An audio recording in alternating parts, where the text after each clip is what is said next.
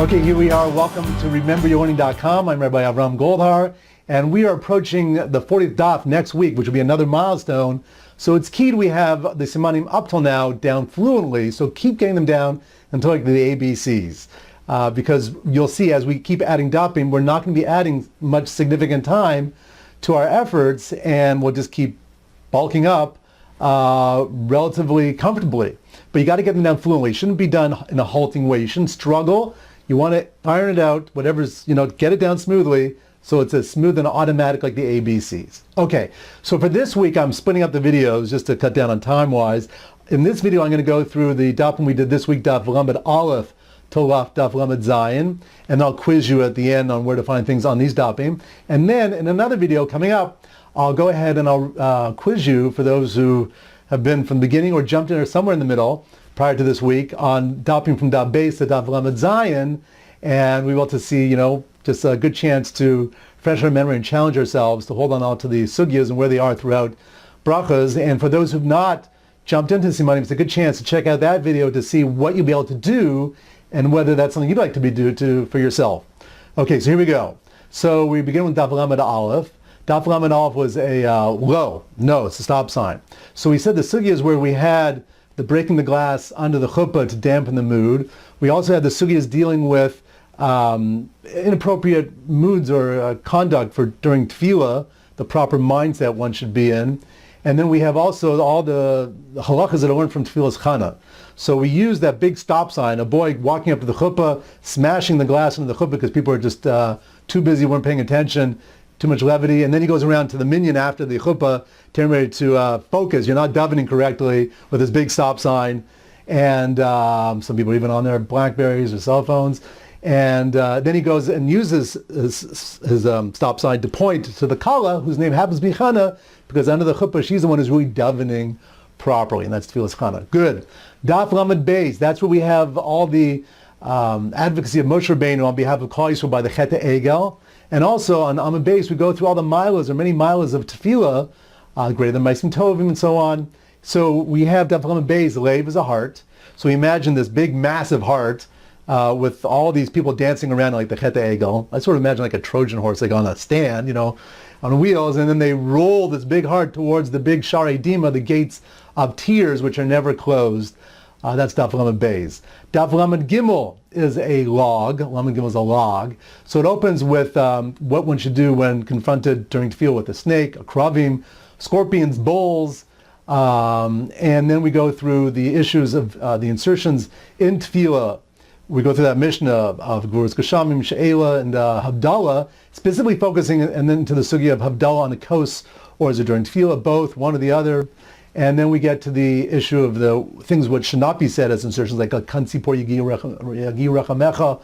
And we also have Yir Shamayim. I'm just going to throw that in there. So Daf lamed gimel is this massive log in a Havdalah cup. And at the bottom of the Havdalah cup, wrapped around the bottom of the log, is all these snakes and scorpions. Yuck.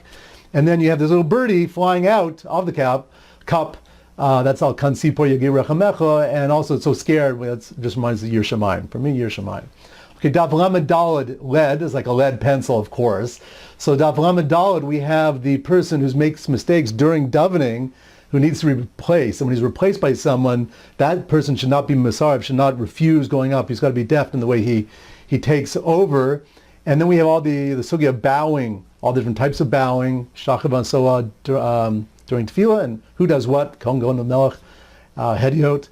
And then we have the fact of Chanina ben Dosa. For Chanina ben Dosa, his tefillas are so powerful that those people get well when he davens for them. So we have daf lamed daled. It's a pencil on someone's back, a huge, massive pencil, like a jumbo pencil, on someone's back as he's davening from the Amid, and he's just making all his mistakes, too distracted, I guess, by the pencil. So he gets replaced by someone who tries to refuse, but he jumps in there. He davens so beautifully. He's bowing this way, that way. His tefillas are so great that people who are ill get out of the hospital beds, and they're all better. And we mentioned also that we have the issue of tzaddikim gemurim bali tshuva, comparing one to the other. So we just mentioned that the minyan that he was davening was a beautiful mix of bali tshuva and tzaddikim gemurim. Then we have daf lamed hey. Lamed hey is la, like la la la la la, which we said the simon was going to be little kids playing their instruments, little toy instruments. So what was on daf lamed hey? We have the issue of Ketzim Mavarchin, the different brachas on Peros, Adama, and so on. Then we get into the issue of, and what's the source for a bracha Rishona. Then we get into the idea that it's important, otherwise it's like stealing if you don't make the bracha. And then we talk about the idea that the previous Doros, what made them so special, and the machlokes based between Rabbi Shmuel and Rabbi Shimon Bar Yochai in terms of work versus learning, and whether there's time to learn if you work, like Shimon Bar Yochai Shita. So we said that we have this cute little nursery scene of kids with their instruments playing, with their hovering mothers holding platters of food and fruit and vegetables, trying to get them to eat and make a bracha rishon, of course, because they don't want to be like a thief.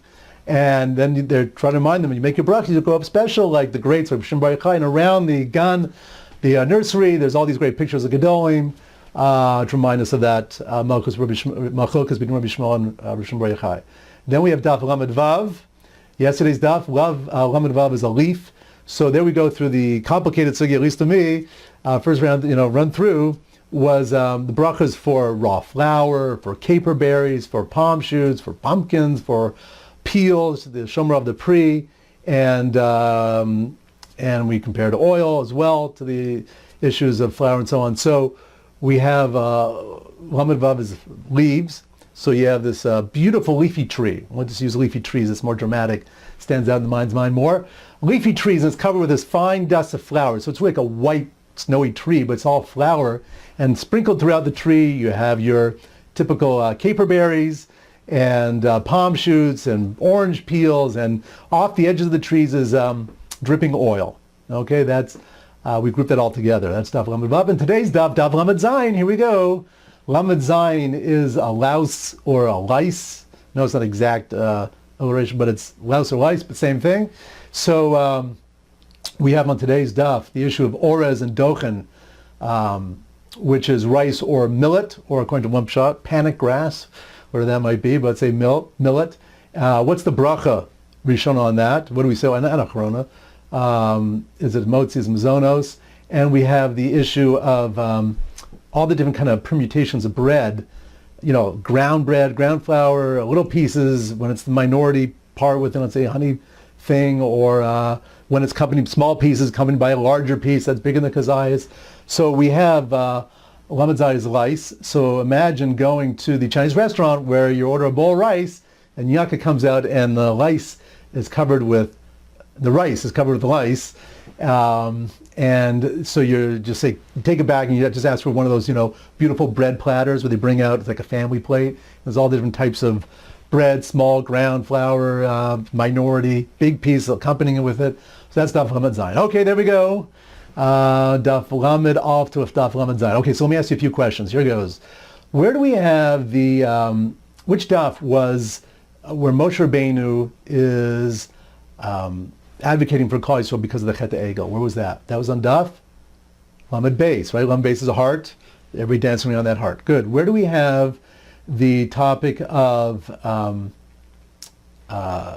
ground flour? What's the bracha on ground flour?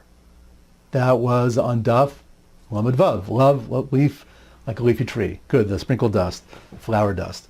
Okay. Where do we have the topic of Havdalah? Where we learned that originally they would go, the Anshe Knesset Gedolah made it on the, it was originally during Tefillah, then they got richer, they went on the coast, and then they became poor again, it was back in Tefillah, and eventually it's together. Which daf would you find that on if you want to chazar that? That would be on daf, that's on daf log, right? Lamed Gimel, right? Big log in the Havdalah cup. Good. Where do we have the topic of, where do we learn the reason for breaking the glass under the chuppah? What daf was that on? That's on daf Lamed Aleph, right? The big no sign, the big stop sign, smashing the cup under the chuppah. Great.